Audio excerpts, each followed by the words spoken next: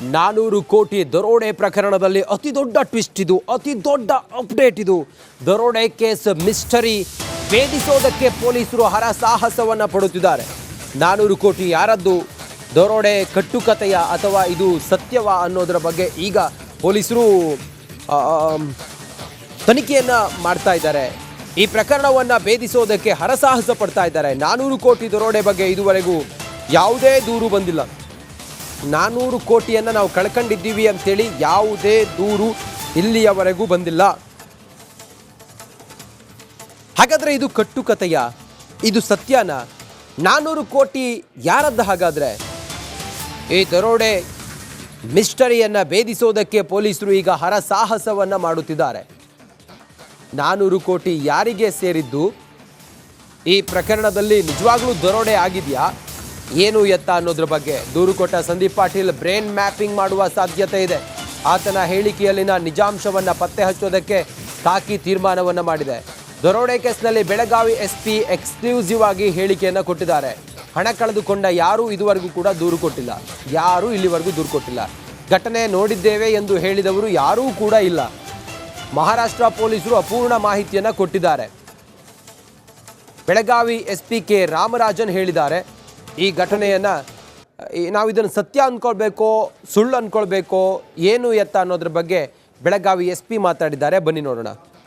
400 ಕೋಟಿ ರೂಪಾಯಿ ಬಗ್ಗೆ ನೀವು ಯಾವುದೇ, ನಾನು ಮತ್ತು ಹೇಳ್ತೀನಿ, ನೀವು ಯಾರು ಬೇಕಾದ್ರೆ ಹೇಳಬಹುದು, ಬರಲಿ, ನಾವು FIR ರಿಜಿಸ್ಟರ್ ಮಾಡೋದಕ್ಕೆ ರೆಡಿ ಇರ್ತೀವಿ. ಕರ್ಕೊಂಡು ಹೋಗಿ ನಾನು ಇದು ಐಡೆಂಟಿಫೈ ಮಾಡ್ತೀನಿ, ಇದು ನಿಜವಾಗ್ಲೂ ಆಗಿದೆ ಇಲ್ವಾ. So we have so many BOS ಅಂದರೆ ಬ್ರೈನ್ ಮ್ಯಾಪಿಂಗ್ ಇರ್ತದೆ. ಹೇಳೋದು ನಿಜನಾ ಸುಳ್ಳು ಅಂದರೆ ನಮಗೆ ಗೊತ್ತಾಗಿಬಿಡುತ್ತೆ. ಬ್ರೈನ್ ಮ್ಯಾಪಿಂಗಲ್ಲಿ ನಾವು ಮಾಡ್ತೀವಿ.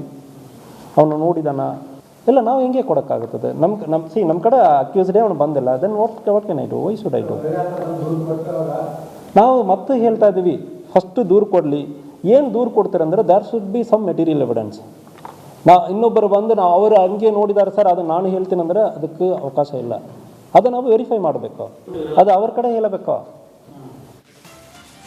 ನಮ್ಮ ಪ್ರತಿನಿಧಿ ಮೈಲಾರಿ ಪಟಾತ್ ಬೆಳಗಾವಿಯ ಪ್ರತಿನಿಧಿ ನೇರ ಸಂಪರ್ಕದಲ್ಲಿದ್ದಾರೆ. ಮೈಲಾರಿ, ಈ 400 ಕೋಟಿ ದರೋಡೆ ಇದೆಯಲ್ಲ, ಇದು ನಾನಾ ಅನುಮಾನಗಳನ್ನು ಹುಟ್ಟಾಕ್ತಾ ಇದೆ. ಯಾರು ನೋಡಿದ್ರು ಅನ್ನೋದಿಲ್ಲ, ಅಥವಾ ಯಾರದ್ದು ದುಡ್ಡು ಅನ್ನೋದಿಲ್ಲ, ಯಾರೂ ಕಂಪ್ಲೇಂಟ್ ಕೊಟ್ಟಿಲ್ಲ ಇಲ್ಲಿವರೆಗೂ ಕೂಡ.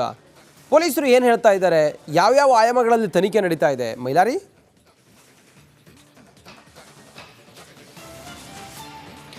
ಖಂಡಿತ ರಂಜಿತ್, ಚೋರ್ಲಾ ಘಾಟ್ನಲ್ಲಿ 400 ದರೋಡೆ ಪ್ರಕರಣಕ್ಕೆ ಸಂಬಂಧಪಟ್ಟಂಗೆ ಈಗಾಗಲೇ ಮಹಾರಾಷ್ಟ್ರದ SIT ಪೊಲೀಸರು ತನಿಖೆಯನ್ನು ಕೂಡ ಈಗ ಮಾಡ್ತಿರುವಂಥದ್ದು. ಪ್ರಮುಖವಾಗಿ ಈಗಾಗಲೇ 8 ಜನರ ಬಂಧನ ಆಗಿರುವಂಥದ್ದು. ಏನು ಸಂದೀಪ್ ಪಾಟೀಲ್ ದೂರನ್ನು ಕೊಟ್ಟಿದ್ದೇನೆ, ಆ ದೂರಿನ ಆಧಾರದ ಮೇಲೆಗೆ ಈಗಾಗಲೇ 8 ಜನರ ಬಂಧನ ಆಗಿದೆ. ಮತ್ತೊಬ್ಬ ಆರೋಪಿ ಅಜರ್ ಪತ್ತೆಗೆ ಕೂಡ ಈಗ ಕಾರ್ಯಾಚರಣೆಯನ್ನು ಮಾಡಲಾಗ್ತಿರುವಂಥದ್ದು. ಸದ್ಯ ಏನು ಈ ಒಂದು ಪ್ರಕರಣ ಕತೆ ಆಗುತ್ತೋ ಅಥವಾ ಕಟ್ಟುಕತೆ ಆಗುತ್ತೋ ಅನ್ನೋದು ಕೂಡ ಸಾಕಷ್ಟು ಸಸ್ಪೆನ್ಸ್ ಇರುವಂಥದ್ದು. ಈಗಾಗಲೇ ನೋಡಿದವರು ಕೂಡ ಯಾರು ಇಲ್ಲ, ಅಥವಾ ಹಣವನ್ನು ಕಳೆದುಕೊಂಡಂಥವರು ಯಾರು ಇಲ್ಲ. ಹಾಗಾಗಿ ಈವರೆಗೂ ಬೆಳಗಾವಿಯಲ್ಲಿ ಯಾರೊಬ್ಬರು ಕೂಡ ದೂರನ್ನು ಕೂಡ ಕೊಟ್ಟಿಲ್ಲ. ಜೊತೆಗೆ ಮಹಾರಾಷ್ಟ್ರದಲ್ಲಿ ಕೂಡ ಹಣ ಕಳೆದುಕೊಂಡಂಥ ಬಗ್ಗೆ ಅಥವಾ ಆಗಲಿ ನಾನು ಈ ಒಂದು ಕೃತ್ಯವನ್ನು ನೋಡಿದ್ದೇನೆ ಅನ್ನೋದ್ರ ಬಗ್ಗೆ ಯಾರೂ ಕೂಡ ದೂರನ್ನು ಕೊಟ್ಟಿಲ್ಲ. ಆದರೆ ಸಂದೀಪ್ ಪಾಟೀಲ್ ಅವರು ಹೇಳಿದರು, ನಾನು ಬೆಳಗಾವಿಗೆ ಹೋಗಿ ದೂರನ್ನು ಕೊಡ್ತೇನೆ ಅನ್ನೋ ಒಂದು ಮಾತನ್ನು ಕೂಡ ಹೇಳಿದರು. ಅದಕ್ಕೆ SP ಅವರು ಈಗ ಪ್ರತಿಕ್ರಿಯೆಯನ್ನು ಕೊಡುವಂಥ ಕೆಲಸವನ್ನು ಮಾಡಿದ್ದಾರೆ. ನಮಗೆ ಹಣ ಕಳೆದುಕೊಂಡವರು ಬಂದು ದೂರನ್ನು ಕೊಡಬೇಕು, ಅಥವಾ ಆ ಕೃತ್ಯವನ್ನು ನೋಡಿದವರು ಬಂದು ದೂರನ್ನು ಕೊಡಬೇಕು, ಅಂದಾಗ ಮಾತ್ರ ನಾವು ಅದನ್ನು ಪರಿಶೀಲಿಸಿ ಕ್ರಮವನ್ನು ಕೈಗೊಳ್ತೇನೆ. ಒಂದು ವೇಳೆ ಯಾರಾದರೂ ಹೇಳಿದ್ದಾರೆ ಅದನ್ನು ನಾನು ಬಂದು ಇಲ್ಲಿ ದೂರಿನಲ್ಲಿ ಉಲ್ಲೇಖ ಮಾಡ್ತೇನೆ ಅಂದರೆ ಅದನ್ನು ನಾವು ಪರಿಗಣನೆ ಮಾಡೋದಿಲ್ಲ. ಜೊತೆಗೆ ಬ್ರೈನ್ ಮ್ಯಾಪಿಂಗನ್ನು ಮಾಡ್ತೇವೆ.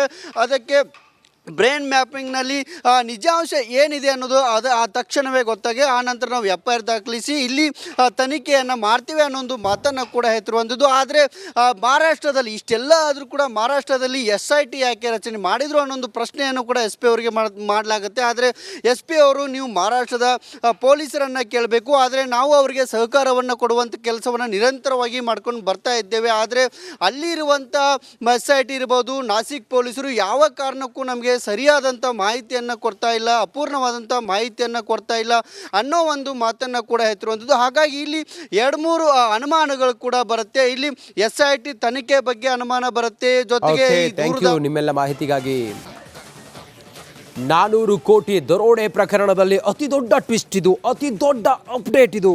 ದರೋಡೆ ಕೇಸ್ ಮಿಸ್ಟರಿ ಭೇದಿಸೋದಕ್ಕೆ ಪೊಲೀಸರು ಹರಸಾಹಸವನ್ನ ಪಡುತ್ತಿದ್ದಾರೆ. 400 ಕೋಟಿ ಯಾರದ್ದು, ದರೋಡೆ ಕಟ್ಟುಕತೆಯ ಅಥವಾ ಇದು ಸತ್ಯವಾ ಅನ್ನೋದರ ಬಗ್ಗೆ ಈಗ ಪೊಲೀಸರು ತನಿಖೆಯನ್ನ ಮಾಡ್ತಾ ಇದ್ದಾರೆ.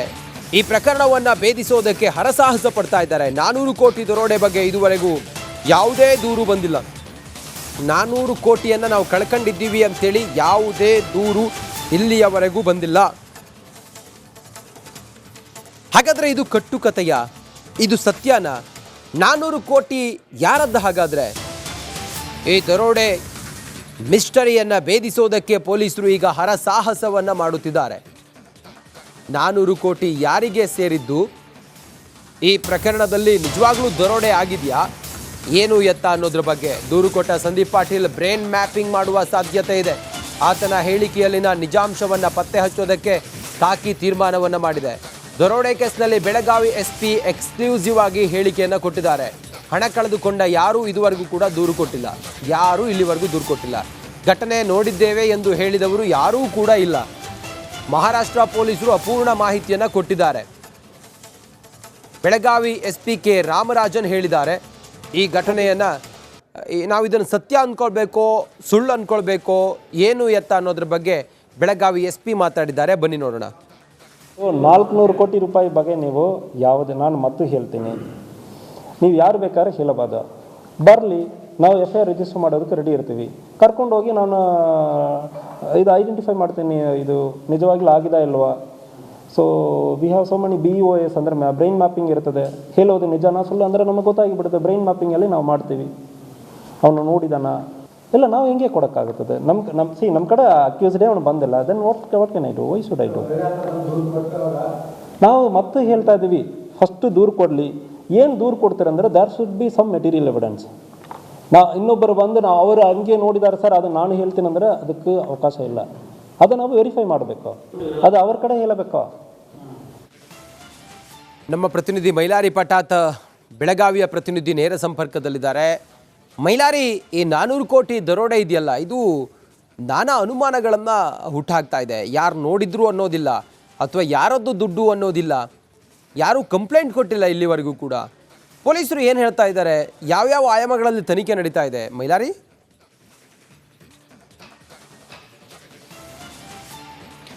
ಖಂಡಿತ ರಂಜಿತ್, ಚೋರ್ಲಾ ಘಾಟ್ನಲ್ಲಿ 400 ದರೋಡೆ ಪ್ರಕರಣಕ್ಕೆ ಸಂಬಂಧಪಟ್ಟಂಗೆ ಈಗಾಗಲೇ ಮಹಾರಾಷ್ಟ್ರದ SIT ಪೊಲೀಸರು ತನಿಖೆಯನ್ನು ಕೂಡ ಈಗ ಮಾಡ್ತಿರುವಂಥದ್ದು. ಪ್ರಮುಖವಾಗಿ ಈಗಾಗಲೇ 8 ಜನರ ಬಂಧನ ಆಗಿರುವಂಥದ್ದು. ಏನು ಸಂದೀಪ್ ಪಾಟೀಲ್ ದೂರನ್ನು ಕೊಟ್ಟಿದ್ದೇನೆ, ಆ ದೂರಿನ ಆಧಾರದ ಮೇಲೆ ಈಗಾಗಲೇ 8 ಜನರ ಬಂಧನ ಆಗಿದೆ. ಮತ್ತೊಬ್ಬ ಆರೋಪಿ ಅಜರ್ ಪತ್ತೆಗೆ ಕೂಡ ಈಗ ಕಾರ್ಯಾಚರಣೆಯನ್ನು ಮಾಡಲಾಗ್ತಿರುವಂಥದ್ದು. ಸದ್ಯ ಏನು ಈ ಒಂದು ಪ್ರಕರಣ ಕತೆ ಆಗುತ್ತೋ ಅಥವಾ ಕಟ್ಟುಕತೆ ಆಗುತ್ತೋ ಅನ್ನೋದು ಕೂಡ ಸಾಕಷ್ಟು ಸಸ್ಪೆನ್ಸ್ ಇರುವಂಥದ್ದು. ಈಗಾಗಲೇ ನೋಡಿದವರು ಕೂಡ ಯಾರು ಇಲ್ಲ, ಅಥವಾ ಹಣವನ್ನು ಕಳೆದುಕೊಂಡಂಥವರು ಯಾರು ಇಲ್ಲ. ಹಾಗಾಗಿ ಈವರೆಗೂ ಬೆಳಗಾವಿಯಲ್ಲಿ ಯಾರೊಬ್ಬರು ಕೂಡ ದೂರನ್ನು ಕೂಡ ಕೊಟ್ಟಿಲ್ಲ. ಜೊತೆಗೆ ಮಹಾರಾಷ್ಟ್ರದಲ್ಲಿ ಕೂಡ ಹಣ ಕಳೆದುಕೊಂಡಂಥ ಬಗ್ಗೆ ಅಥವಾ ಆಗಲಿ ನಾನು ಈ ಒಂದು ಕೃತ್ಯವನ್ನು ನೋಡಿದ್ದೇನೆ ಅನ್ನೋದ್ರ ಬಗ್ಗೆ ಯಾರೂ ಕೂಡ ದೂರನ್ನು ಕೊಟ್ಟಿಲ್ಲ. ಆದರೆ ಸಂದೀಪ್ ಪಾಟೀಲ್ ಅವರು ಹೇಳಿದರು, ನಾನು ಬೆಳಗಾವಿಗೆ ಹೋಗಿ ದೂರನ್ನು ಕೊಡ್ತೇನೆ ಅನ್ನೋ ಒಂದು ಮಾತನ್ನು ಕೂಡ ಹೇಳಿದರು. ಅದಕ್ಕೆ SP ಅವರು ಈಗ ಪ್ರತಿಕ್ರಿಯೆಯನ್ನು ಕೊಡುವಂಥ ಕೆಲಸವನ್ನು ಮಾಡಿದ್ದಾರೆ. ನಮಗೆ ಹಣ ಕಳೆದುಕೊಂಡವರು ಬಂದು ದೂರನ್ನು ಕೊಡಬೇಕು,